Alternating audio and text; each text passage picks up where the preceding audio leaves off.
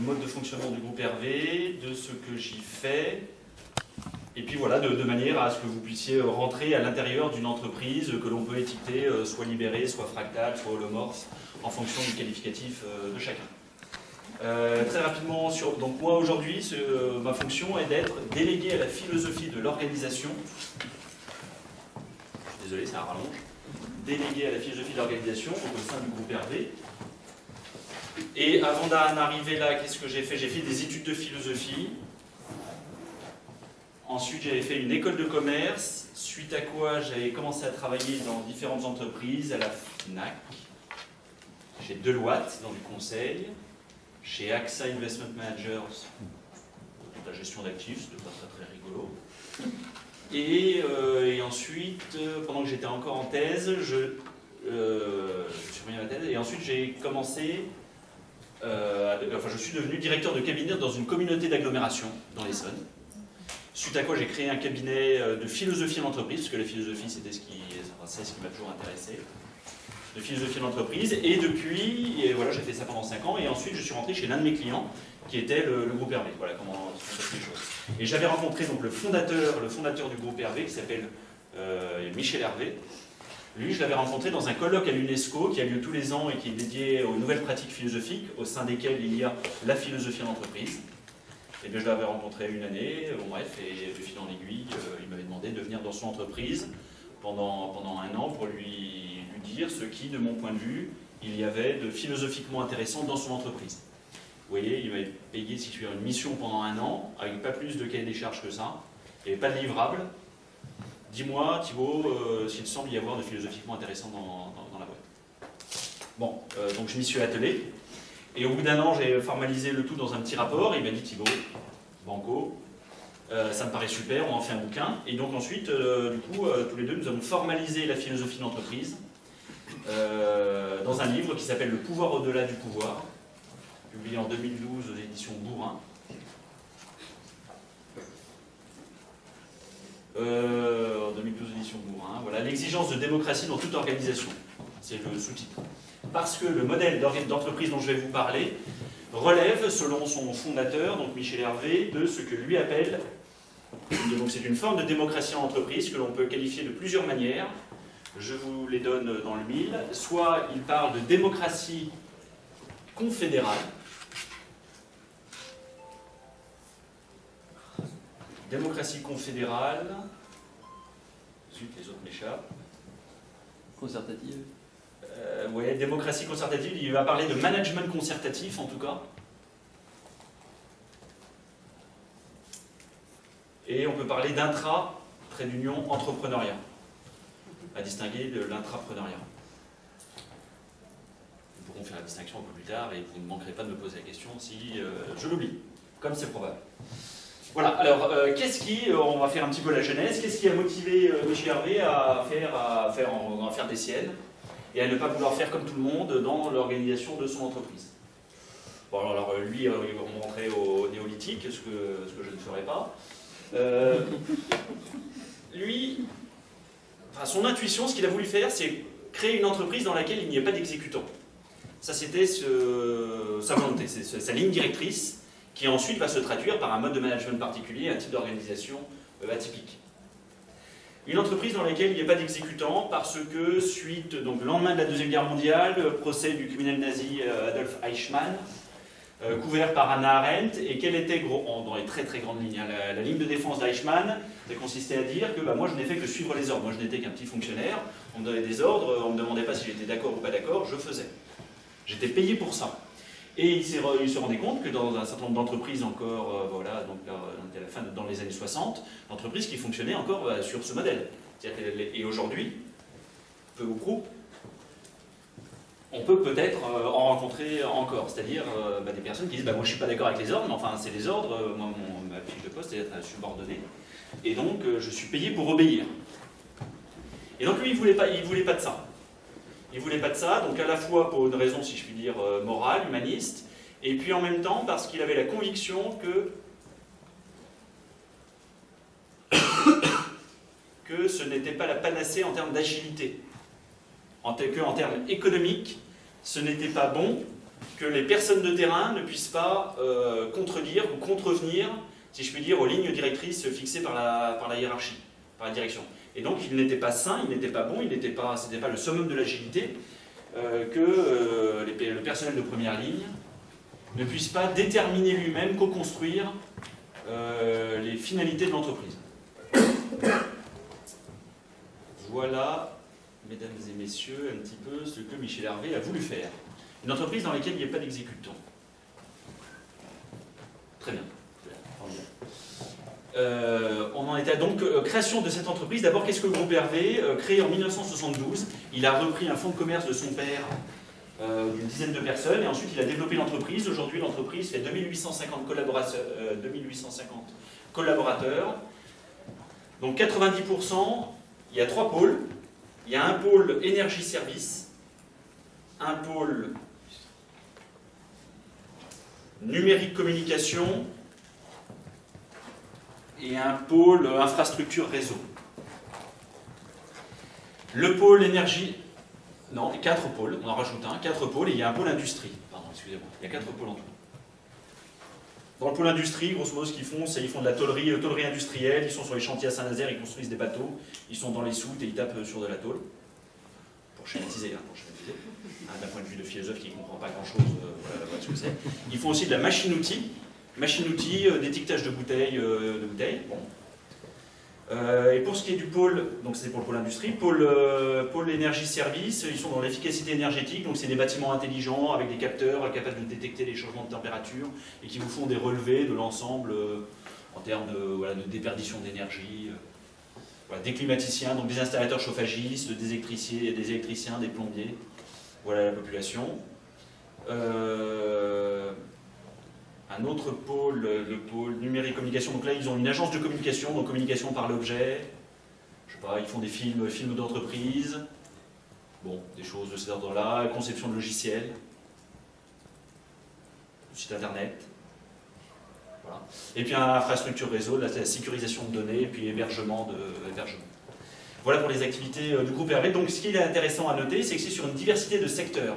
Et donc là où justement, l'un des intérêts qu'il peut y avoir, en tout cas aujourd'hui, à étudier le modèle du groupe Hervé, c'est que c'est un modèle relativement stabilisé, ça y est, il y a 40 années d'existence.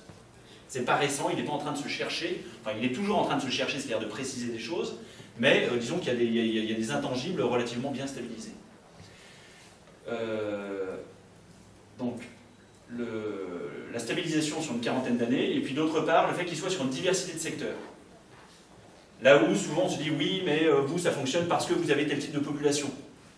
Soit plutôt éduquée ou au contraire moins éduquée. Oui, mais vous c'est plus facile parce que les gens sont soit dans l'usine ou au contraire ils sont dans des bureaux, ils sont chez les clients. Et là on a vraiment au sein du groupe Hervé toutes les configurations.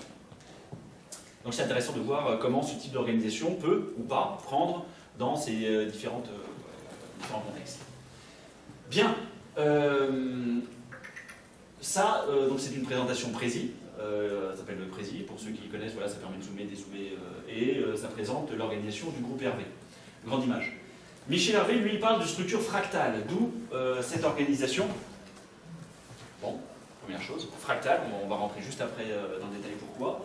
Mais d'abord, vous voyez, et ça, lui, il prend souvent l'analogie du vivant pour expliquer son entreprise. Son entreprise, pour être agile, pour être vivante demain, enfin, le gage de sa pérennité, c'est le fait de se concevoir comme un organisme vivant, c'est-à-dire sans cesse en adaptation avec son environnement. Donc il cherche à faire, Michel Hervé, une entreprise agile, structurellement agile. C'est-à-dire, alors là c'est plus le philosophe qui parle, c'est-à-dire de mon point de vue, capable de se remettre en question elle-même, sans cesse. Capable de remettre en question éventuellement, de se réadapter pour se réajuster à un environnement économique perpétuellement mouvant. Vous voyez, comme une plante, si tout à coup, je sais pas moi, la source de soleil, avant elle venait de la gauche, ensuite maintenant il se trouve qu'elle vient de la droite, et ben, elle va s'adapter et plutôt tendre vers la droite pour ouvrir grand, je sais pas moi, ses capteurs sensoriels ou solaires. D'accord ? Elle va s'adapter à son environnement. Là, c'est ce qu'il essaye d'avoir une organisation suffisamment plastique, ce qui suppose en fait, justement, on va le voir, quelques intangibles pour avoir cette plasticité, mais en même temps une grande mobilité. Et donc ça veut dire, pour qu'il y ait une grande plasticité, donc selon moi, sous ce vocable justement, c'est également tout ce que ce que l'on évoque lorsque l'on parle d'entreprise 2.0, d'entreprise résiliente ou d'entreprise agile. Alors moi je mets plus ou moins tout ça, plus ou moins dans une certaine mesure sous le même vocable. Et qu'est-ce que je cherche à faire? Qu'est-ce que désigne, de mon point de vue, ces différents vocables? Eh bien, c'est une entreprise capable de se remettre en question, de se remettre en cause. De même que pour un individu, un gage de son agilité, de son adaptabilité à l'environnement dans lequel il se trouve, c'est son agilité, ce qui lui permet en même temps de rester en vie. Et bien pour une entreprise, c'est pareil. Et donc l'entreprise doit être composée d'un maximum de capteurs sensoriels. Tous les capteurs sensoriels de l'entreprise, c'est le personnel de première ligne qui est figuré ici par les points rouges,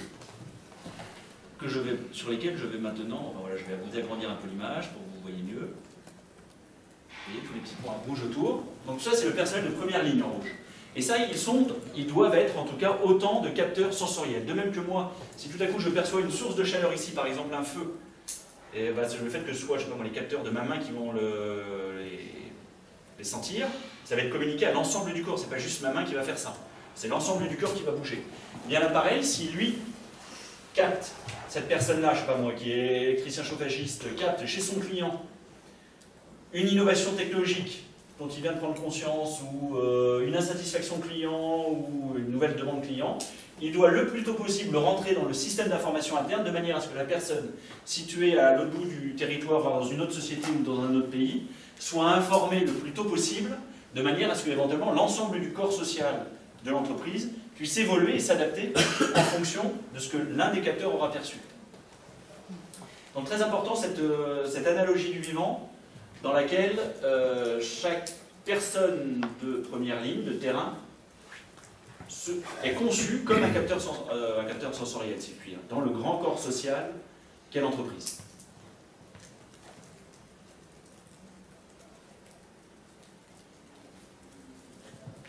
Thibaut, tu me corriges si je dis des imprécisions. Et dans ce cadre, alors quels sont les intangibles, si je puis dire, dans l'organisation groupe? Alors pourquoi d'abord parle-t-on, excusez-moi, de structure fractale? C'est parce que donc la partie fonctionne de la même manière que le tout, et réciproquement. Ici, c'est-à-dire que la manière dont manage un manager de proximité est exactement la même dont est censé manager le manager groupe, tout en haut, ou le PDG. D'accord? À chaque fois, c'est sur une équipe de 15 personnes, enfin 15 personnes, c'est-à-dire entre 10 et 20, une dizaine ou une quinzaine de personnes. Systématiquement, ça c'est un intangible. Pas d'équipe supérieure à 20, parce que l'expérience a montré à Michel Hervé qu'au-delà, on n'est pas obligé de repasser dans un mode de management davantage hiérarchique, ou de simple coordination entre ce que font les uns et les autres, et non pas de concertation. Et en dessous, pourquoi pas en dessous de 10? Parce que de l'expérience, en dessous, il n'y a pas une émulation collective suffisante pour qu'il y ait des dynamiques de groupe permettant l'innovation collective, permettant une connaissance, enfin une émulation collective. Et surtout, donc voilà, au-dessus de 20, les gens ne se connaissent plus suffisamment pour pouvoir oser tout se dire franchement en réunion. Donc, premier intangible, des équipes d'une quinzaine de personnes. Deuxième intangible, une réunion mensuelle, permettant de réunir toutes ces personnes.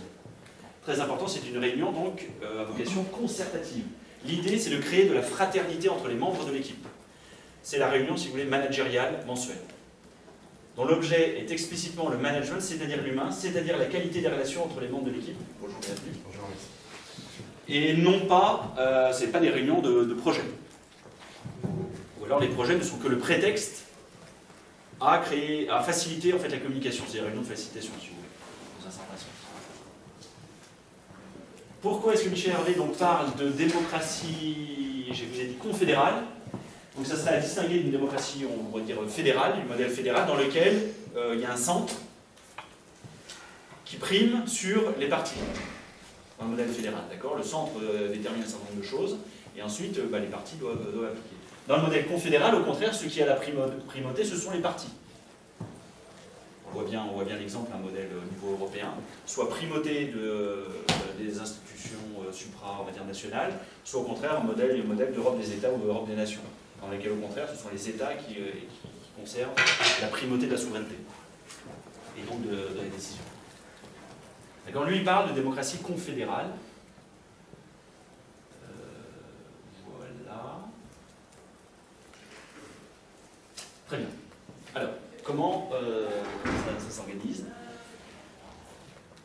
Donc une équipe ici, vous voyez par exemple, là, il n'y en a que 3. Ça c'est pour des besoins de représentation graphique, il n'y en a que 3. Il faut vous imaginer que dans une équipe là, de 15, donc les cercles bleus, c'est l'équipe de proximité, une quinzaine de personnes. 15 cercles bleus, donc 15 équipes, constituent ensuite un territoire. Donc là, vous voyez, il n'y en a que 1, 2, 3, 4, 5, mais c'est uniquement pour des besoins de représentation graphique. Il faut vous imaginer qu'ici, là en kaki, dans ce qu'on appelle le territoire, il peut y en avoir 15. Il doit y avoir une quinzaine. D'accord, à chaque fois, 15. Et 15 territoires constituent le groupe. C'est enfantin. Donc, si vous voulez, l'équivalent de manager group tout en haut, lui, il manage mensuellement une réunion réunissant les 15 managers de territoire, qui eux-mêmes animent mensuellement une réunion des 15 managers d'activité. Le cercle blanc, là, il représente le manager de proximité, le manager de l'équipe. C'est à lui que revient le travail de faire de la concertation entre les membres de l'équipe, de créer de la fraternité entre les membres de l'équipe. Donc l'équipe se donne un représentant qui est le manager, qu'ils appellent en interne manager d'activité. D'accord ? Ça s'appelle une structure d'activité. Et donc lui, ensuite, représente les décisions de l'équipe au niveau supérieur. Au niveau supérieur qui est le territoire. Et dans le territoire, il se retrouve du coup avec comme pairs les autres managers d'activité. Disons les 14 autres managers d'activité. Et là, comme chacun est représentant des décisions prises dans son équipe, eh bien, ils doivent faire de la concertation pour essayer de trouver une cohérence entre les stratégies éventuellement divergentes que se sont données chacune des structures d'activité. Donc leur travail, c'est de trouver du commun. Donc faire de la concertation. Et ensuite, pareil, le territoire, si je puis dire, détermine une stratégie. Oui, ce dont je ne vous ai pas parlé, donc c'est que chaque structure se donne sa propre stratégie. Avec ses propres moyens, en fonction de ses moyens, justement. D'accord ? Chaque structure d'activité se fixe sa propre stratégie. Du coup, la réunion du dessus est une réunion d'harmonisation des stratégies des différentes équipes constituant le territoire. Et au niveau groupe, rebelote, la réunion mensuelle des managers de territoire, donc ceux-là, constitue une réunion de consolidation et d'harmonisation des stratégies que se sont données les différents territoires. Et donc la stratégie du groupe RV n'est que l'agrégation et l'harmonisation des stratégies des 15 territoires le constituant, qui eux-mêmes n'ont de stratégie que celles des 15 structures d'activité qui les constituent. D'où l'expression de structure fractale. Oui, Arnaud. Et quand tu parles de stratégie, c'est à quel horizon? Ces équipes à ça, c'est eux qui se le fixent, généralement, je ne sais pas, moi c'est horizon peut-être... Comme ça, Muleux, ça va rarement au-delà de 5 ans. Peut-être 10 ans.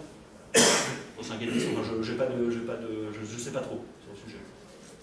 Mais là, pour le coup, c'est à eux de voir. Je ne sais pas ce qu'ils voient. Oui, quand tu parles de créer de la fraternité, oui, et de ces réunions mensuelles où le seul but, c'est pas un but opérationnel de projet, etc., mais où le sujet, c'est le management, c'est ça, c'est bien compris? C'est-à-dire, ça se passe comment? Ça se déroule comment? Les sujets abordés, c'est quoi? Est-ce que la manière dont ton manage fonctionne aujourd'hui, ou c'est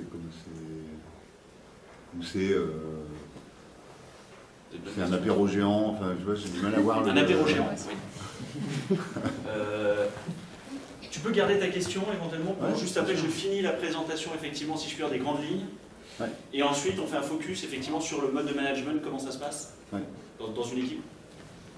Alors, dans les grandes lignes, ce qui me reste à vous dire, donc, en tout cas, ce qui est à noter, c'est que donc, la stratégie, elle est co-construite par le personnel de terrain, donc de bas en haut. Ceci dit, précision importante, dans le groupe RV, on n'est pas dans un modèle où la base a toujours le dernier mot. On est dans un modèle de co-décision. Par exemple, le choix du manager dans une équipe, il peut y avoir plusieurs possibilités. Soit il est proposé par l'équipe et il doit être ratifié par le N+1, soit il est proposé par le N+1 et il doit être ratifié par l'équipe. D'accord? Les deux sont envisageables. Donc on n'est ni dans un modèle, si je puis dire, classique où, in fine, c'est toujours le supérieur hiérarchique qui emporte la décision, quand bien même il a consulté auparavant l'équipe, Et on n'est pas non plus dans un modèle dans lequel l'équipe aurait le dernier mot. Ils sont condamnés à s'entendre. Et s'ils ne s'entendent pas, eh ben, ils doivent quand même s'entendre. Parce que le problème, c'est que quand ils ne s'entendent pas, s'il y avait une réponse à cette question, et ben, comme les deux parties savent laquelle des deux l'emporterait, ben, finalement, ils ne joueraient pas vraiment le jeu. Et moi, c'est une des difficultés auxquelles je me trouve souvent confronté. C'est que donc, nous, on dit que le manager, il n'est que catalyseur d'une prise de décision collective. Son job, ce n'est jamais de donner son opinion, de donner son avis. Il n'est qu'un catalyseur d'une prise de décision collective. Mais si l'équipe, par exemple, et on en a des managers qui néanmoins trouvent que quand même, bon, in fine, quand même, je vais vous raconter ce que vous voulez, il y a quand même un chef in fine, c'est quand même moi. Alors vous pouvez me demander de faire du participatif, tout ça, mais bon, quand même. Bon. Voire même l'équipe, de toute façon, qu'il le veuille ou non, lui renvoie cette image. Et attend de lui qu'il prenne ses décisions. Si le manager, in fine, si l'équipe ne prend pas de décision, c'est quand même lui qui à un moment il se dit bah, il va bien falloir prendre une décision, donc je vais la prendre, puisque l'équipe où ils ne s'entendent pas, bah, l'équipe elle le sait très bien que in fine, de toute façon, le manager va prendre la décision. Donc elle n'est pas contrainte, si je puis dire, de s'engager, de se mouiller complètement pour prendre la décision. Elle n'est pas dos au mur, elle n'est pas acculée à la prise de décision, puisqu'elle sait qu'il y a toujours un backup, qui est le manager, qui de toute façon, in fine, sauvera les meubles. Et donc il ne faut pas qu'il y ait quelqu'un qui, in fine, sauve les meubles, sans quoi bah, ils ne se sortent pas vraiment les tripes pour s'accorder, pour trouver du consensus entre eux. Bon, on rentrera dans le détail de la tambouille, justement comment ça se passe, c'est dit tout ça. Alors, ce que tu dis, c'est que du coup, le manager ne prend jamais la décision, en fait. C'est la théorie, oui, tout à fait. En théorie, il ne la prend jamais. Oui. En pratique, il laisse bah, dans la pratique, il y a toutes les nuances déjà du blanc au noir. Et puis dans la pratique, on dit même officiellement que s'il voit que l'équipe, par exemple, va vraiment se suicider, c'est-à-dire collectivement, en vertu d'une illusion éventuellement collective, d'un emballement collectif mimétique, ou ce que l'on veut, ils arrivent au bord du précipice et ils vont se jeter, il a la possibilité de prendre une décision, puisque de toute façon il a l'autorité hiérarchique sur le papier, de prendre une décision contre l'avis de l'équipe. Simplement, c'est risque et péril, c'est-à-dire que tous les ans, il y a une sorte de référendum interne, ce qu'on appelle des auto-évaluations du manager par son équipe, et où s'il prend plus ou moins régulièrement ce type de décision, c'est-à-dire en solitaire, eh bien, il est susceptible d'être remis en question, simplement remis en cause par son équipe. D'accord. En cas de crise, il peut prendre la décision. Il peut, exactement. Ça se traduit comment, l'auto-évaluation là ? Je vous réponds tout de suite, alors. Je reviendrai après sur oui, non, mais la finissez, construction. Non, mais c'est une bonne question. Dans les grandes lignes, chaque manager, mais c'est aussi valable pour les managers, chaque manager a tous les ans une auto-évaluation qui se traduit de la manière suivante. C'est sous forme d'un questionnaire, d'une quarantaine de questions, portant à la fois sur le savoir-faire et sur le savoir-être, qui est envoyé, enfin que doivent remplir l'ensemble des membres de l'équipe, c'est pas un 360, uniquement les membres de l'équipe qui participent. Et ils répondent donc de manière anonyme.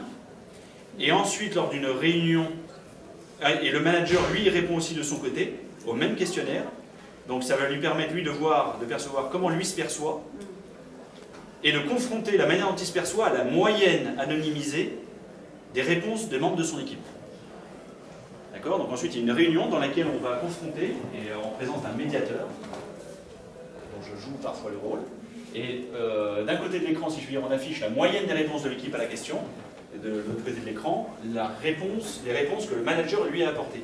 Et ce qui va être intéressant, c'est non pas le valeur absolue, savoir si c'est bien, mal, puisque même ça c'est totalement relatif, dans certains contextes, une telle attitude c'est bien, dans d'autres contextes c'est mal, donc peu importe. De toute façon, c'est à eux d'en juger, il n'y a pas de... Enfin, ils ne présument pas qu'une attitude soit meilleure qu'une autre. En tout état de cause, ce qui va être intéressant, c'est les écarts entre la manière dont se perçoit le manager et la manière dont il est perçu par son équipe. Oui. Donc c'est un manager, c'est pas un leader, c'est pas quelqu'un qui accompagne, c'est vraiment le manager de type manager habituel coach. Il faut s'entendre, de toute façon, si vous voulez, sur le mot leader. Ensuite, si c'est leader au sens où un leader implique des suiveurs, c'est pas un leader. Si c'est un leader au sens éventuellement d'un servant leadership, ça ne me gêne pas de parler de leader, dans la mesure où effectivement, lui, son job, c'est d'être au service de son équipe. En fait, dans votre exemple où les gars vont faire quelque chose qu'il ne fallait pas, sauter, oui. Je me disais, et si on les laisse sauter, ils vont apprendre un truc. Eh ben, ça dépend, justement, c'est la limite.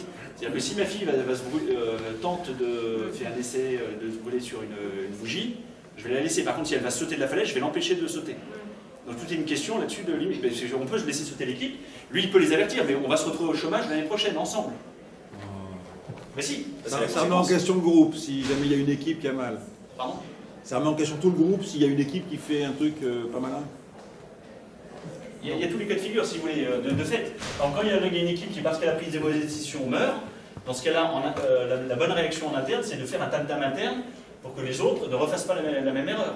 Donc, il y avait effectivement, enfin évidemment, même, j'en ai pas parlé, mais c'est le cœur du réacteur dans le groupe Hervé. C'est uniquement par la comparaison, justement, des bonnes ou des mauvaises expériences qui sont arrivées aux uns et aux autres.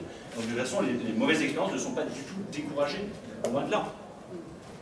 Simplement, le manager a la possibilité, si effectivement il juge que là pour le coup ils vont sauter de la falaise et donc collectivement ils vont se suicider, il faut vraiment que ce soit un suicide. Il ne faut pas que simplement que ce soit une mauvaise expérience où on va perdre un client, 2 clients, 3 clients. Ça arrive ça qu'il y a une équipe qui oui, qui prennent des mauvaises décisions, oui, parce que simplement c'est par manque de compétences. Là, ils n'ont pas la compétence, ou parce qu'il y a des phénomènes normalement collectifs. Des phénomènes normalement collectifs dus au fait que le manager peut-être n'a pas bien joué son rôle, justement, il lui-même n'est pas bon pour susciter une intelligence collective, donc finalement c'est une histoire de clan dans l'équipe. Enfin, il y a mille configurations. Oui. Pourquoi vous supervisez les confrontations d'évaluation? Pourquoi je suis médiateur? Pourquoi je suis médiateur à la fin? Oui, médiateur. Pour permettre ensuite aux personnes de s'exprimer. Parce que dans un modèle comme ça, normalement ils doivent pouvoir s'exprimer entre eux. Ah, mais, de fait, ça n'empêche qu'il. L'expérience montre qu'il y a besoin d'un facilitateur de la parole, justement, entre le manager d'un côté et l'équipe de l'autre. Il y a des sujets, par exemple, sur lesquels on va constater qu'il y a un grand écart entre la moyenne des réponses de l'équipe et la réponse du manager. Mais tout le monde peut être motus, personne n'ose se dire « moi j'ai répondu ça ». Et comme par hasard, c'est personne qui a répondu à ce qui pourtant est la moyenne des réponses de l'équipe. Donc là, moi, mon travail, c'est d'essayer d'instaurer un climat de bienveillance, tout ce que certains d'entre vous connaissent, d'essayer de poser des questions de manière à susciter, à déclencher, à trouver le petit déclencheur qui va faire que certains vont sortir du bois et vont dire les choses. Ce qui, sans facilitateur, si on veut, sans médiateur, ne se ferait pas. Et il y a des objectifs du coup qui sont assignés, enfin il y a des zones où il va y avoir un gros delta, d'autres moins. Cette réunion à la fin de la réunion d'évaluation? Oui, c'est ça. Oui. Voilà. Il y a toute l'équipe, donc il y a les 15 personnes, il y a le manager et les. Et à la fin, sur les zones où il y a un delta, ça veut dire qu'il y a une action à mettre en place, etc. Tout à fait. Ça se conclut, effectivement. Donc, tout le monde le voit, Yes. tout le monde sait quelle est l'action à mettre en place par le manager. Enfin, alors on va parler tout à l'heure qu'on parlera du management proprement dit, mais il y a un dogme interne, c'est que tout doit être transparent. ouais. C'est à la limite des ayatollahs de la transparence. Ouais, c'est ça. Donc tout doit être transparent. Donc si moi-même, quand je vais regarder un manager et voir comment il fonctionne, il est hors de question que je lui fasse un débrief ensuite à lui. Ouais. Seul, le débrief, je dois le lui faire devant son équipe. Ça, c'est de manière systématique. Et donc oui, à la fin de l'auto-évaluation du manager, lui-même, il y a les objectifs que lui fixe son équipe et les objectifs que lui se fixe, le besoin en formation, tout ça, de manière les points de progrès qu'on a identifiés ici. Il trouve, pour faire partir quelqu'un de l'équipe, ici l'équipe grosso modo veut se débarrasser de son manager, il faut que l'année au moins précédente, il lui ait fixé les points de progrès. Ouais. Pour au moins que la personne ait la possibilité de se remettre en question. Est-ce que l'inverse est vrai? Ah Le oui. manager évalue son équipe Le manager évalue son équipe, oui. aussi avec des points de progrès pour Oui, lui. alors soit seul, soit l'évalué peut demander est-ce qu'il y a d'autres Alors, pas co-évaluateurs individuellement, indépendamment mais du manager. collectivement. Une évaluation collective de l'équipe. Donc, pas individuellement, pas une évaluation individuelle des collaborateurs, mais L'évaluation sur collective le de l'équipe, oui, d'un membre de l'équipe. qui suicide. Non, le manager, c'est au-dessus qu'ils ont évalué l'équipe. Les managers, en tout cas, par exemple lui, il a une auto-évaluation annuelle par le manager. Ce que je disais, c'est que ce n'est pas forcément uniquement avec le manager, il peut y avoir le manager et 3 ou 4 ou l'ensemble de l'équipe s'ils le souhaitent. Ils peuvent rajouter autant de co-évaluateurs. Mais là, c'est pas évaluateur, c'est vraiment une auto-évaluation. C'est-à-dire que le but, c'est non pas d'être évalué par les autres, c'est que moi, manager, je puisse comparer, je puisse prendre conscience de l'écart qu'il y a entre la manière dont j'ai l'impression de manager et la manière dont c'est reçu par les membres de mon équipe. Donc, en fait, c'est d'activer une prise de conscience personnelle. C'est pour ça qu'on ne parle pas d'évaluation, mais d'auto-évaluation. Donc simplement, pour le manager, son référent, le miroir pour lui, c'est l'ensemble. Ce qu'on définit là par entreprise libérée, c'est simplement une plus grande autonomie laissée aux collaborateurs. Mais là, moi je considère qu'il n'y a qu'une différence de degré, puisqu'on est toujours dans une autonomie de moyens, portant sur les moyens. Là où il y a un changement, une différence de nature par rapport aux entreprises traditionnelles, il y a un certain nombre d'entreprises comme, je crois, au moins Semco, Morningstar et voilà, Groupe Hervé ou peut-être d'autres, c'est lorsque les collaborateurs déterminent ensemble les objectifs qu'ils se donnent, et pas simplement les moyens. Et il me semble que c'est alors que l'on peut véritablement parler d'autonomie. D'autonomie au sens étymologique du terme, au sens philosophique, mais aussi au sens où l'on entend l'homme de la rue, qui est la capacité à se fixer ses propres objectifs, ses propres finalités. C'est-à-dire, je suis libre quand c'est moi qui décide d'aller à la boulangerie plutôt qu'ailleurs, et je décide de faire de ma vie ce que je veux, c'est-à-dire souvent n'importe quoi, mais enfin, c'est moi qui décide. Pourquoi n'importe quoi? Non, pas forcément. On est d'accord. Non, ça peut l'être, c'est possible. Je peux prendre des cloches à 3h du matin. Donc différence de nature, voilà, à partir du moment où on donne aussi aux collaborateurs la possibilité de déterminer leurs propres objectifs. Par exemple, ici, vous avez une structure d'activité qui historiquement, par exemple, fait de la plomberie, mais si eux veulent demain ouvrir une librairie à Rabat, ou à Marrakech, ben, ils peuvent, puisque c'est ensemble, ils prennent les décisions, toutes décisions concernant leur activité.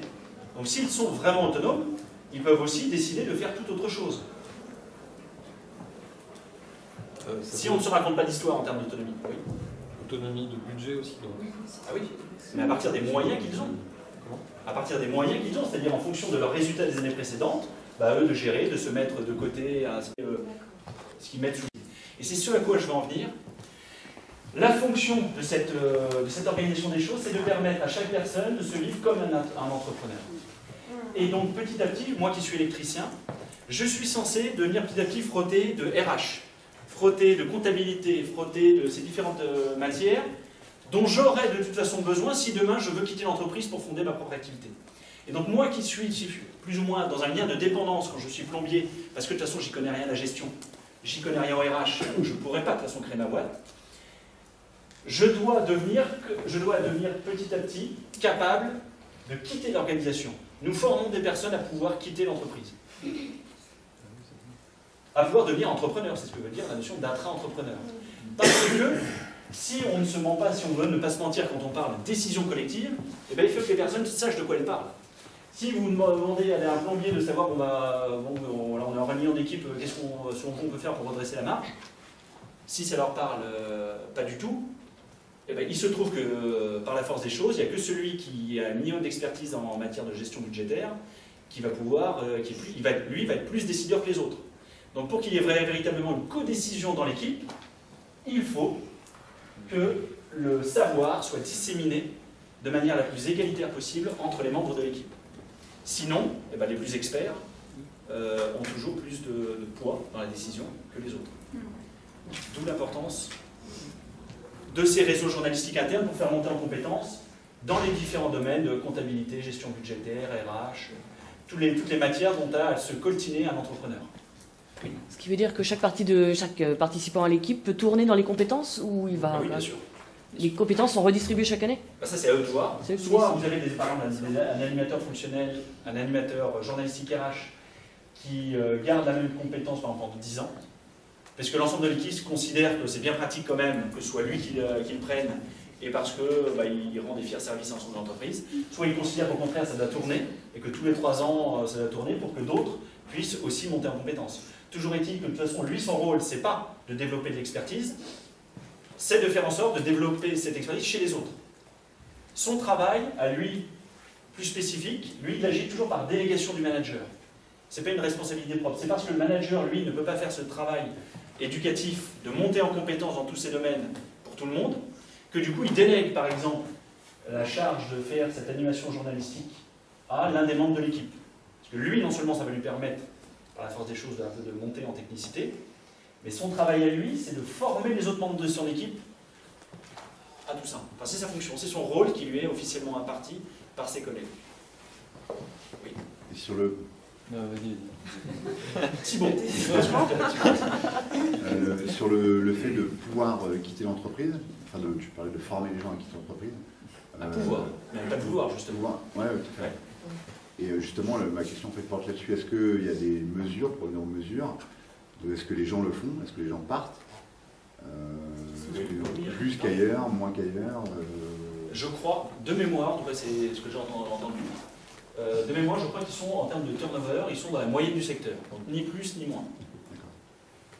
Ni plus ni moins, c'est-à-dire qu'il y en a souvent qui vont faire une expérience dans d'autres entreprises, généralement parce qu'ils gagnent plus dans d'autres entreprises.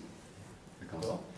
Mais une fois qu'ils ont pris goût à la liberté, ils sont frustrés, et il y en a qui reviennent. Et du coup, c'est un fort stimulant pour l'interne de se rendre compte de cet écart et finalement de leur attachement à leur autonomie. Ouais, ça c'est une bonne métrique justement pour voir. Mais ça ensuite, ça correspond si tu veux aux besoins de chacun. Il y en a certains, ils ont des besoins financiers qui croissent, ils ont besoin d'être plus rémunérés, et donc je vais faire des concessions sur mon autonomie, mais en revanche parce que j'ai besoin de plus de liquidité, et ainsi de suite. C'est à chacun d'arbitrer. Oui, Gilles. Comment se fait l'attribution du salaire? Est-ce que chaque salarié s'attribue un salaire? Et comment c'est validé? Il y a la théorie et la pratique. En théorie, de mon point de vue, ça devrait être, les équipes devraient être autonomes et pouvoir éventuellement se fixer leur propre salaire en fonction de leurs propres résultats précédents. De manière à ce qu'une équipe, par exemple, si eux font plus, je sais pas moi, plus 200%, admettons, une année dans leur activité, pourquoi ils ne pourraient pas s'augmenter, je sais pas, de plus 40, 50, 60% s'ils le souhaitent, en investissant le reste dans je sais pas moi, dans l'achat de nouvelles machines, enfin, pourquoi est-ce qu'ils ne pourraient pas répartir la valeur comme ils l'entendent? Ce n'est pas encore aujourd'hui le cas.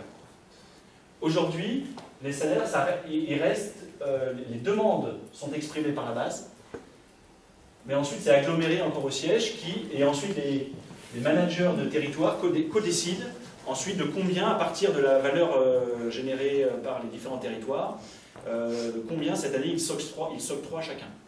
Et ensuite, la répartition va se faire. À nouveau, ensuite, là, ils vont discuter, à partir de l'enveloppe qui aurait été impartie à ce territoire, ils vont discuter de combien chacun peut se permettre. Et ensuite, ils vont discuter, eux, en équipe, à partir de l'enveloppe qui leur est impartie, comment ils vont la répartir. Donc, pour l'instant, on est encore à ce système, à cette organisation.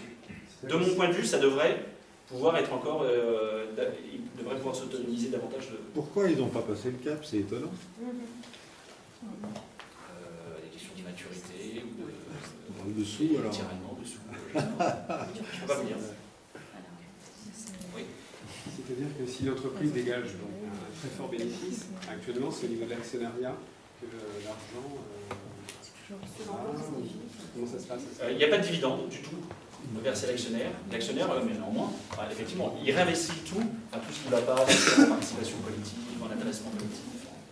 Il se verse aucun dividende, il réinvestit tout, enfin tout le reste, je crois me souvenir, moi je ne suis pas du tout spécialiste de ces questions, qu'il y a grosso modo un tiers qui part en participation, intéressement collectif, ce type de choses, ou paiement de salaire, je ne sais pas, la technique.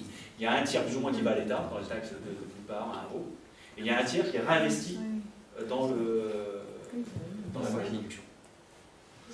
Mais en même temps, c'est l'actionnaire, donc lui, il réinvestit dans ses propres. Oui. J'ai une question sur le temps. C'est l'avantage d'avoir un actionnariat familial. C'est que ça peut permettre justement de la pérennité. Et ça peut permettre, Michel Hervé, il rigole bien, quand il a perdu 1 million quelque part. Il se dit super, on va pouvoir faire du tam-tam et ça va pouvoir permettre de servir d'expérience aux autres. Mais voilà, parce qu'il n'y a pas d'exigence non plus, peut-être, trimestre après trimestre, de produire 15%. Oui. Ouais, question sur le temps. Il y a des réunions mensuelles, etc. On sensibilise certains collaborateurs à tel type de tâches extra-professionnelles par rapport à leurs tâches de fond, leur métier, leur job pour lequel ils ont été embauchés. Ça représente combien concrètement sur un mois le temps à investir pour supporter ce type d'organisation? Je n'ai pas compris ta question. Toutes les réunions mensuelles. Oui. Le fait que je sois d'accord, est-ce qu'on a évalué le correspondant RH dans mon équipe pour le mois ou pour l'année, qu'est-ce que ça représente en termes de temps? De temps supplémentaire, enfin alloué pour supporter ce type d'organisation? Bonne question. Alors, je devrais le savoir, ça. Pour un animateur, par exemple, journalistique RH, par mois, ça doit représenter 2 jours. Donc 2 jours pendant lesquels il ne fait pas le travail pour lequel il a été embauché à la base. Ouais. Et ça, c'est géré comment? Avec les collègues. De toute façon, les collègues, à partir du moment où on se dit c'est toi qui vas faire ça, Toi, tu as besoin de combien de temps? Il y en a, ils vont avoir besoin d'une demi-journée parce que ça roule comme sur des roulettes. Et d'autres qui, ça dépend si tu es en début de prise de fonction, si tu es en prise de ce rôle, tu vas avoir besoin de plus de temps. Mais ça, c'est à eux de s'organiser. Du coup, c'est le collègue qui va te passer un coup de main en ce moment sur telle ou telle chose. Ils gèrent entre eux, ils s'auto-organisent. En tout cas, ça fait partie des services conçus, des dons contre dons. On s'organise. C'est-à-dire que, tu vois, à partir du moment où tu prends une responsabilité animation journalistique RH, tu vas plus pouvoir peut-être faire ça pendant une journée par semaine. Bon, qui va pouvoir du coup le faire à ta place? De toute façon, l'équipe investit, donc c'est pas. Ou c'est un investissement. On se pose pas, quoi. Oui, Thibaut. Et excusez-moi, c'est un peu la même vraiment la possibilité du temps. Je suis surpris que le mode de fonctionnement que tu décris, où justement, effectivement, à la base, le gars, il est soudeur, tu disais, et puis il devient animateur comptable, enfin bref, donc il va devoir investir, il y a une petite courbe d'apprentissage. Et le temps de l'auto-évaluation qui est à l'année, si j'ai bien compris, est-ce que c'est pas trop long et que pour un mec qui a une courbe d'apprentissage, etc., est-ce qu'il ne faudra pas avoir un mode d'évaluation qui soit plus agile pour que le gars, avant un an, il puisse se dire, bah non, je suis dans les clous, ou je suis en train de Pourquoi pas? Mais ça, c'est à eux d'évaluer. Ce que je veux dire, en tout cas, c'est ce qui est imposé, D'accord. c'est une fois par an. Ensuite, si l'équipe, elle, juge justement qu'ils doivent faire une auto-évaluation du manager 2 fois par an ou 3 fois par an, libre à eux, ça fera une pratique RH innovante, que du coup, qui sera intéressante de partager. Ils partageront les fruits, les bénéfices ou les inconvénients, enfin les avantages et les inconvénients de cette pratique avec les autres. Et c'est comme ça que petit à petit, éventuellement, une autre pratique, une autre norme sociale, petit à petit, va se développer, à partir de l'expérience de l'un d'eux. Oui. Madame. Je désespère un peu. Ça fait un moment, je l'ai dit. Vas-y, Brice. Ouais, je voulais poser une question là je voulais revenir sur l'équipe qui gère le système informatique du groupe. Oui. Du coup, je me demande comment elle refacture ça. Parce qu'elle fait des trucs qui sont transversaux à tout le monde. Oui. Et du coup, comment elle se fait payer? Est-ce que c'est... Ah oui, comment j'ai deux questions. Comment, elle refacture ça à l'ensemble du groupe? Oui. Est-ce que c'est chacun qui paye une fraction in fine, c'est ça, de toute façon. Ça revient à ça, mais du coup, est-ce que tout le monde paye une holding qui s'appelle Financière RV, qui peut-être facture directement à cette société, mais la holding elle-même, de toute façon, elle est financée par les territoires. Ah, donc elle facture à la holding, et la holding... Je sais pas, là-dessus, je pourrais pas te dire. Ok. Et l'autre question, c'était... du coup, quelqu'un qui ne veut pas utiliser le système informatique groupe, il peut le faire?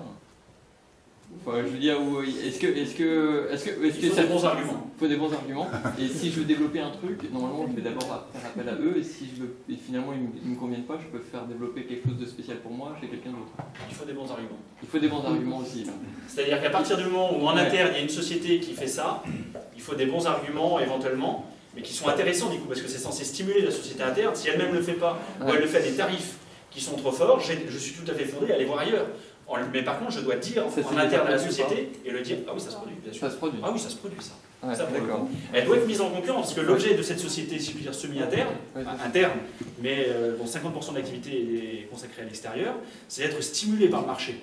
Surtout si de toute façon, autrement, si elle n'est pas concurrentielle, elle va mourir. Ils ont un budget, chaque groupe a son budget, et son but c'est aussi de réduire ses... Voilà, de minimiser. Enfin, ils sont dans une logique même d'optimisation. Chaque entreprise. Oui, dans un souci de transparence que vous avez exprimé, est-ce que ça va jusqu'à savoir le salaire et les primes de chacun, y compris du PDG? Oui. Oui, bien sûr. Sur la transparence, il y a deux choses. Il y a une évolution récente, jusqu'à un temps récent. Alors, sur la transparence, chaque réunion mensuelle d'abord donne lieu à un compte-rendu. Qui est visible. Un compte-rendu qui, lui, est visible par l'ensemble des autres salariés de l'entreprise. D'accord? Puisque, dans la mesure où tout se fait par la comparaison, il faut qu'ils puissent se comparer. Donc, si je veux savoir comment, dans l'autre équipe, l'équipe d'à côté, ils ont résolu tel problème auquel moi aussi je suis confronté, j'ai besoin de voir un peu leurs échanges et de voir comment ça s'est passé dans la réunion. Donc, importance d'un compte-rendu, d'une formalisation. Là, on n'est pas dans une société qui, si je puis dire, qui dévalorise la formalisation. C'est plutôt une société qui valorise la formalisation, et notamment la formalisation écrite. Ça en fait des comptes rendus à lire. Ça en fait des comptes rendus à lire, exactement. Et le rôle, lui, du manager de territoire, ça consiste à lire. C'est tout. Lui, il est facilitateur. Lui, son rôle, là, son job, ça consiste à lire les comptes rendus des uns des autres, de voir un peu les difficultés rencontrées par les uns les autres, pour que ensuite ces personnes-là osent adresser en réunion leurs propres difficultés. Donc oui, ça fait des comptes rendus à lire. Donc en tout cas pour la question des rémunérations, toutes les augmentations sont décidées en équipe. Donc ils en discutent. Là, le grand avantage à ce système, c'est que du coup, ça se fait sur une base rationnelle, et non pas sur une base où je rencontre en one-to-one mon manager, et donc ensuite, il y a des rumeurs, en tout cas, on est toujours suspect, oui, c'est lui parce que lui, il est à la bonne, enfin, avec plus ou moins des favoritismes, des préférences personnelles qui rentrent en ligne de compte. L'avantage, quand tout est débattu en toute transparence, c'est que la base est beaucoup moins passionnelle, est censée être moins passionnelle, et plus rationnelle, parce que sur une base d'échange. Parmi les principes qu'on a formalisé, dégagé de management, il y a la formule suivante, qui est il faut remplacer l'argument d'autorité par l'autorité des arguments. C'est-à-dire que je ne peux pas dire c'est moi, chef, qui vais vous imposer ta rémunération, ça va être ça, ta rémunération, ça va être ça, ou l'objectif cette année, ça va être ça, ou l'objectif, ça va être ça. Je suis obligé de convaincre mes pairs. Je veux faire une évolution dans un domaine ou un autre, je veux ouvrir une librairie à Casablanca, je dois convaincre mes pairs managers d'activité, les autres managers d'activité, que c'est pertinent, que ça peut faire sens, éventuellement y compris pour eux, il peut y avoir des synergies. Je dois les convaincre. Si je ne les convainc pas, je me débrouille. Si je ne les convainc pas, peut-être que c'est que mon idée n'est pas la bonne. Sur des décisions qui concernent... C'est comme une démocratie athénienne, si vous voulez. La réunion mensuelle, c'est comme une agora, au sens grec du terme, c'est-à-dire le lieu de prise de décision publique dans lequel toutes les décisions concernant la structure sont prises. Pas une seule décision ne doit être prise en dehors de la réunion d'équipe. Le manager ne prend pas de décision en dehors de cette réunion. Petite précision, parce que j'y pense. C'était toi, Thibaut, qui me posait la question ? On peut à la fois parler, si vous voulez, de décision d'équipe et de décision du manager. Donc là-dessus, une petite précision. Parce qu'on pourrait dire, oui, mais alors le manager, dans ce cas, lui, il y a bien un exécutant, c'est le manager s'il ne prend pas de décision. Lui n'est que l'exécutant des décisions des membres de son équipe. Eh bien, pour autant, non. Car lui-même, sinon, il serait un exécutant, il serait déresponsabilisé, ce qui n'est pas l'objet. Donc lui-même, en même temps, doit être co-décideur au même titre que les membres de l'équipe. Du coup, ce dont on parle, c'est que le manager, dans son rôle de catalyseur d'une prise de décision collective, il fait émerger une position collective et lui prend la décision. Donc à la fois, je peux dire qu'il y a une prise de décision collective, mais en même temps, il faut s'entendre sur le sens, dont lui est le représentant, il représente la décision collective à l'échelon du dessus. Mais en même temps, je peux dire, si je puis dire, que c'est une décision personnelle, afin que lui ne puisse pas dire à l'échelon du dessus, moi je ne suis pas d'accord avec cette décision, mais enfin bon, c'est mon équipe qui l'a prise, et donc je suis son représentant, donc voilà. Afin qu'il ne puisse pas se désolidariser de son équipe, lui c'est sa décision. Puisque justement, il a la possibilité, toujours théorique au moins, et qu'il peut actualiser quand il le souhaite, de pouvoir prendre une décision contraire. Donc c'est très important qu'il puisse prendre la décision contraire. Car c'est grâce à la possibilité qu'il a de pouvoir décider contre l'avis de son équipe que du coup il n'est pas déresponsabilisé. Et qu'il n'est pas lui-même l'exécutant, le simple exécutant des décisions de son équipe. Il est obligé de l'assumer parce qu'il aurait pu dire non. Donc il ne peut pas dire c'est pas ma décision, c'est celle de mon équipe. Sinon tu aurais dit non. Si tu as dit oui, c'est ta décision aussi. Par rapport au fait justement d'être agile. Et donc il y a une position, je termine juste mon argumentation, excuse-moi Sandy, il y a une position collective qui est déterminée, lui il prend la décision un petit peu comme un fruit mûr, il le recueille, c'est la cerise sur le gâteau. Oui, c'est-à-dire qu'il n'a plus qu'à l'accueillir. En fait la décision elle est là. Bon, grosso modo, in fine, quand il a fait son travail de concertation, d'intelligence collective entre les membres de son équipe, est-ce qu'on est d'accord? Là, voilà, vous êtes donc d'accord pour prendre telle décision? Oui, non, pas, oui, voilà, c'est acté. Donc son consensus son boulot, c'est d'arriver au consensus sur la décision. Et tant qu'il n'y a pas de consensus, est-ce qu'il doit... Il retravaille. Oui, alors ensuite, il y a des méthodes pour essayer comment on fait pour le consensus. Alors c'est introduire un tir extérieur, faire venir quelqu'un de l'extérieur pour reconfigurer, pour faire sortir... Non, mais son job à lui, c'est pas de trancher, c'est à un moment donné d'amener au consensus. Mais sauf quand le consensus bloque. Nous avions 100. Pardon. C'est quand le consensus bloque. Sauf si le consensus bloque. Si le consensus bloque, c'est pas à lui de trancher, simplement c'est à lui de trouver la bonne méthode pour parvenir du coup, au consensus, par exemple, en faisant venir un expert qui va exposer sa position, ou en faisant venir un témoin sur le domaine sur lequel ils ont à trancher, quelqu'un d'une autre équipe qui a eu à trancher sur la même décision, et il va venir témoigner. Et rien que le fait d'introduire un élément extérieur va permettre de rebattre les cartes un petit peu sans dire. Oui, tu nous expliquais donc qu'il n'y avait aucune décision qui était prise en dehors des réunions mensuelles. Ouais. Mais par rapport à l'activité, il y a des prises de décision qui ne peuvent pas des fois attendre une fois dans le mois qu'on se réunisse. Ouais. Donc comment ça se passe quand c'est comme ça? Ça se passe bien. Oui, c'est la solution. le manager qui prend tout seul la décision ou il y a des rassemblements exceptionnels? A priori, c'est pas le manager. La plupart des décisions en fait, qui doivent être prises au fil de l'eau, dans le mois, c'est les opérationnels qui les prennent. Ils sont sur les chantiers la plupart du temps. Ils sont sur des chantiers, donc eux, effectivement, ils doivent prendre des décisions sans avoir besoin, sans en référer systématiquement à l'équipe. Alors pour les décisions qui concerneraient l'ensemble de l'équipe, mais qui devraient néanmoins être prises dans l'intervalle entre 2 réunions mensuelles, dans ce cas, le manager a toute l'attitude éventuellement. Alors maintenant, l'avantage, on peut communiquer par téléphone, par mail, il fait un rapide sondage par mail, et les uns échangent. Ça, c'est la solution idéale. Dans la vraie vie, s'il ne le fait pas, néanmoins, il a le devoir, éventuellement s'il a pris une décision en solitaire, pour le coup, il a le devoir de la remettre en transparence lors de la réunion suivante, disant voilà la décision que j'ai prise, voilà pourquoi je l'ai prise en solitaire, de s'expliquer. Donc à minima, si quelque chose n'est pas fait dans la transparence en termes de décision, parce qu'il y a eu une nécessité de service qui a fait que, il doit le remettre en transparence la fois suivante, pour s'assurer qu'il a le soutien là-dessus de l'équipe, qu'il comprend, et du coup, d'une certaine manière, ça peut être, après l'équipe, du coup, c'est comme si elle avait décidé. Mais on peut aussi dire, bah non, là-dessus, tu aurais dû nous attendre typiquement sur ce type de décision, on n'est pas d'accord que tu prennes une décision, tu aurais pu attendre. En tout cas, voilà, il y a une exigence de le remettre en transparence la fois suivante. Comment ça se passe sur des décisions transverses, du coup? Quand une équipe, enfin une activité d'un territoire est en conflit avec une activité d'un autre territoire, qui tranche s'il y a une décision à prendre? Je vais laisser le groupe te répondre. Donc, il y a 2 territoires, c'est ça qui ne sont pas d'accord sur une position, qui tranchent. Enfin, 2 activités en fait.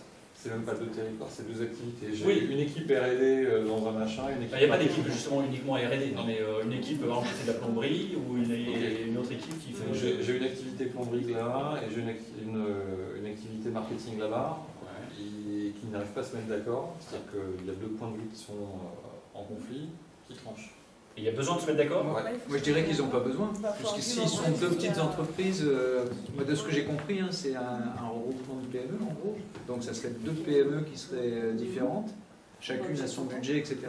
Donc à moins d'être sur des sujets communs, style informatique ou achat, et c'était le sens d'une question là-dessus, s'ils faisaient des achats centralisés par exemple, mais à moins de ça, sinon ils sont indépendants. Sauf sur l'agrégation de la vision. Si, pour l'activité opérationnelle, je te suis. Pour l'agrégation de la vision, s'il y a des trucs qui ne matchent pas, ça fait comment?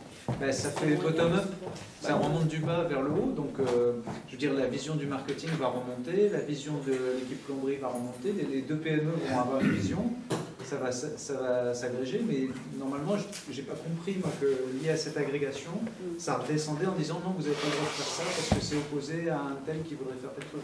Alors c'est une mosaïque, c'est pas une... Tu as cette possibilité néanmoins. C'est-à-dire que, bah, effectivement, enfin, si les 2 sont en opposition, grosso modo, bah, de toute façon ils doivent s'entendre. Donc généralement le tiers médiateur, c'est censé être les pairs. Les pairs qui sont censés jouer ce rôle. Alors sous la houlette, si on veut, s'il y a besoin du manager, celui qui organise la réunion. Mais normalement, bah, c'est les pairs qui sont censés les amener à s'entendre, à prendre une décision. Et la question c'était s'il n'y a pas de décision, bah, dans ce cas, ils ne prennent pas de décision, tant pis pour eux. Mais en tout cas, s'il faut prendre une décision, bah, ils vont bien être obligés de s'entendre. Et c'est ce dont je parlais tout à l'heure, c'est-à-dire qu'il n'y a pas de backup. Il n'y a pas quelqu'un qui va trancher pour eux. Donc de toute manière, soit ils trouvent un terrain d'entente, soit ils n'en trouvent pas.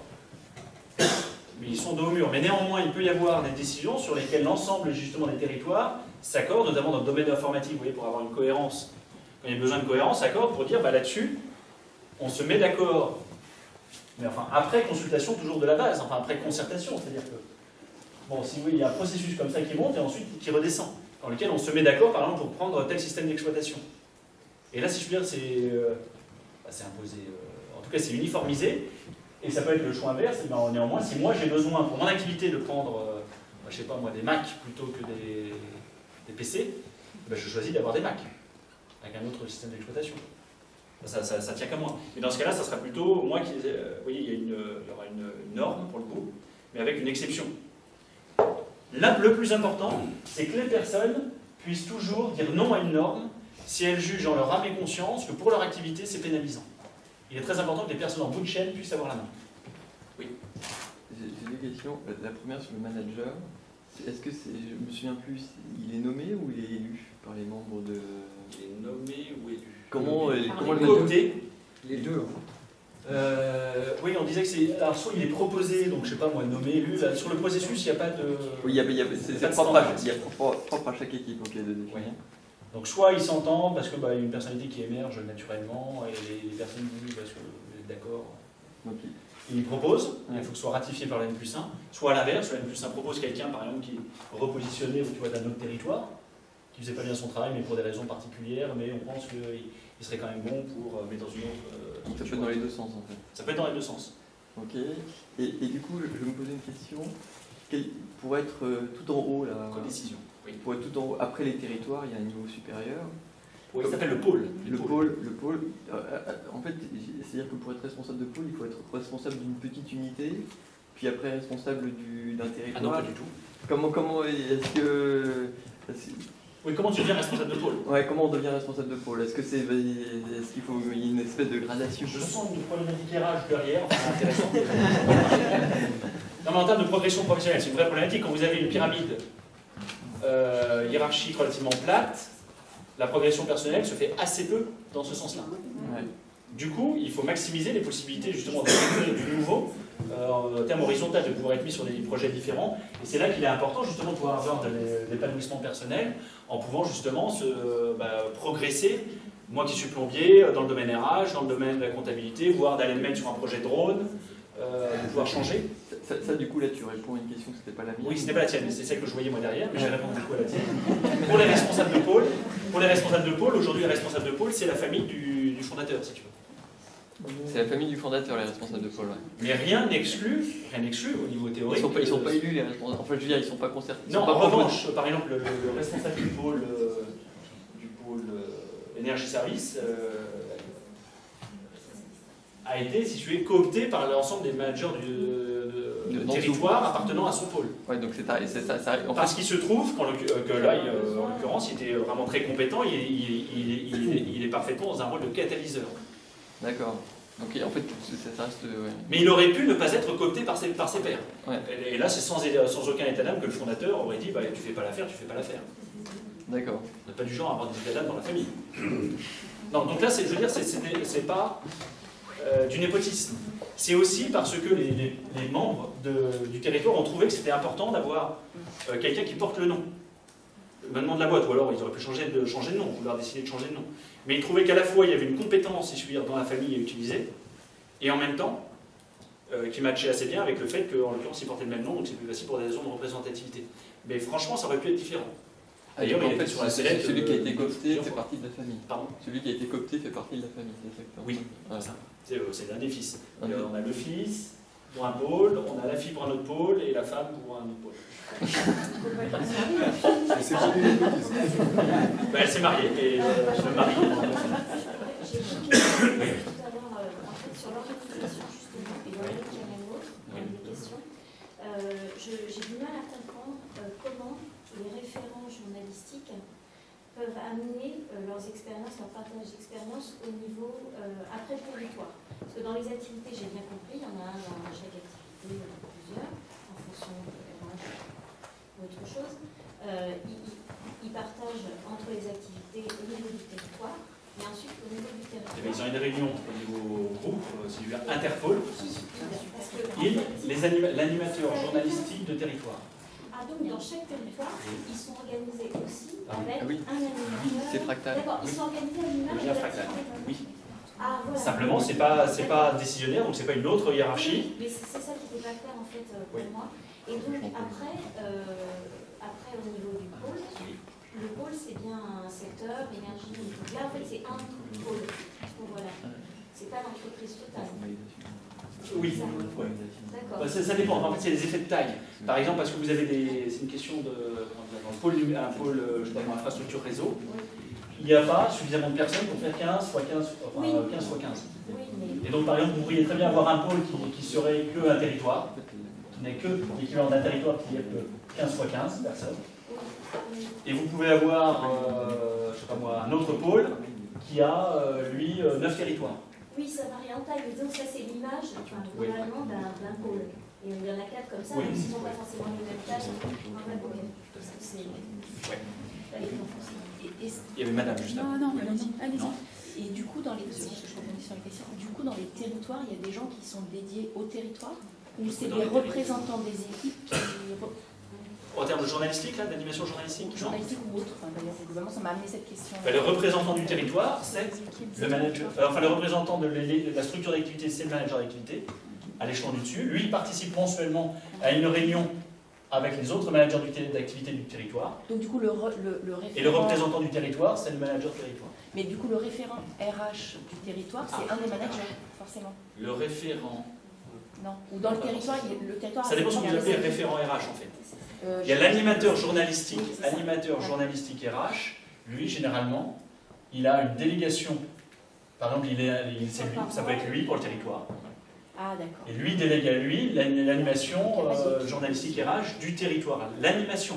C'est-à-dire que lui-même anime mensuellement une réunion regroupant les animateurs journalistiques des différentes équipes. Mais c'est par délégation, c'est-à-dire que si lui choisit de ne pas déléguer, par défaut, c'est lui l'animateur journalistique. Lui devrait faire ce job. Simplement, il ne peut pas le faire dans tous les domaines. Du coup, généralement, il délègue. Non seulement il délègue parce qu'il ne peut pas le faire, mais c'est aussi pour faire monter en compétence des membres de son équipe, plutôt que d'avoir, lui, de s'approprier l'ensemble des domaines de compétences. Juste, je complète ma question tout à l'heure.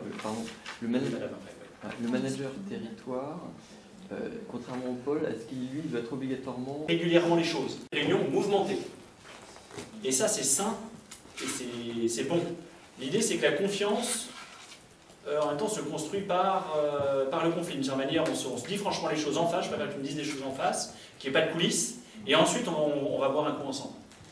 Parce que, justement, la fraternité se construit... en tout cas, c'est un présupposé fort en interne. Se construit de cette manière. Ce qui suppose un fort climat de bienveillance. Ce qui suppose que le manager lui-même commence par faire preuve d'exemplarité en la matière, et commence d'abord par dire lui-même ses différentes insuffisances. Sans quoi les personnes autour de l'équipe, c'est facile de dire aux personnes, n'hésitez pas à vous critiquer les uns les autres. Le premier réflexe des personnes, c'est pas moi d'aller baver sur le voisin. S'il y en a qui doit faire ça, c'est toi manager. Et donc, personnellement, moi, avec mes simples limites, la seule manière, si vous avez d'autres techniques, moi je suis preneur, la seule manière que j'ai trouvé de sortir de ça, c'est de dire, c'est au manager, lui, de commencer par se critiquer lui-même ou par solliciter les critiques à son égard pour montrer que les critiques sont vues dans une dynamique constructive et que c'est un service que l'on a à se rendre les uns vis-à-vis des autres. Tant que la critique n'est pas perçue comme un service que l'on se rend, donc si le manager lui-même ne donne pas cet exemple, il est très difficile, d'après ce que je constate, que les personnes osent se critiquer les uns les autres. C'est-à-dire simplement se dire les choses, dans un domaine ou un autre. Et on préfère taire les choses parce que on est gentil, puis un tel c'est mon copain, donc je ne vais pas lui dire, je ne vais pas lui faire de mal, ainsi de suite. On ne fait pas de bon management avec des bons sentiments. Donc dans les trois rôles du manager, donc sélectionneur, c'est-à-dire qu'in fine, on s'est aperçu que sur les décisions difficiles, l'équipe ne prenait pas de décision. Elle a beaucoup de mal à se séparer de l'un des membres.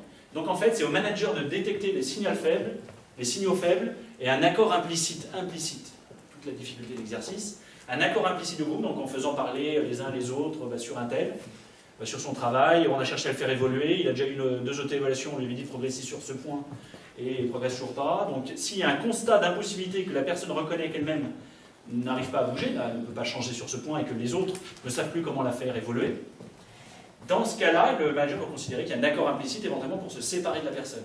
Ça peut être de la mobilité interne ou de la mobilité externe, comme on dit pudiquement. Donc ça pour la rupture, pour les décisions difficiles, c'est à lui de les prendre. Pour le recrutement, généralement, c'est l'ensemble de l'équipe, enfin ça c'est à eux de voir.